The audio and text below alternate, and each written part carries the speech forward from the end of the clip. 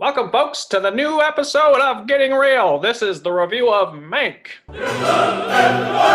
Fincher is back, finally. David Fincher has not made a movie since Gone Girl, which was in 2014, if you remember that, with Ben Affleck's chin. This was written by his dad. Mank is a biographical movie about Herman Mankiewicz, who co-wrote, or did he? Did he write all of it? Who wrote Citizen Kane with Orson Welles. This was shot and edited, and almost everything is meant to emulate a movie from the 1940s. They have the film spots at the top right to when the projectionist knows when to switch reels that Fincher also describes in Fight Club. The audio is in mono. It's in black and white, obviously. Trent Reznor and Atticus Ross, who made The Social Network, basically every David Fincher score since The Social Network. They're also Trent Reznor, obviously, Nine Inch Nails. They made the score. They made the score for this, and it is great. It's also meant to sound like it's from the 1940s, which I really, really like. David Fincher is a fantastic filmmaker.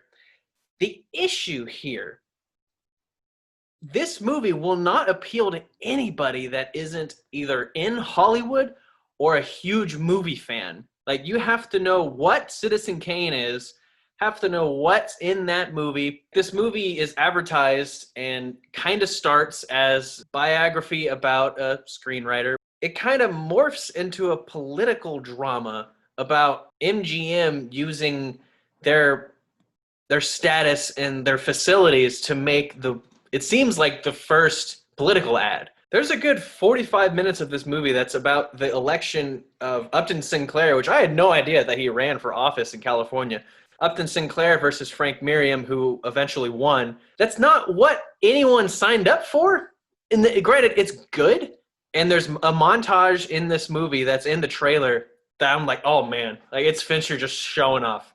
It's not gonna appeal to anyone that isn't into this stuff. Like, this is a very, very particular movie with a very niche audience, and if you're not in this, then there's not a lot here for you. You're going to be bored. I promise you. The performances are great. Gary Oldman is the star. He's Herman Mankiewicz. Charles Dance is William Randolph Hearst, who he based Charles Foster Kane off of. Lily Collins, who's having a great year. She's an Emily in Paris. She's Mankiewicz's secretary, who's like doing the typing for him.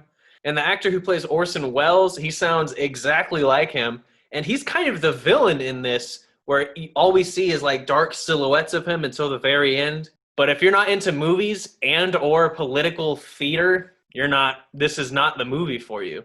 And I guarantee you, once the Oscar season ends, which I guess is in March, like I think they extended it to March, whatever. Once the Oscars are released, this is going to be the top nomination. There's going to be like 15 nominations. I'm exaggerating.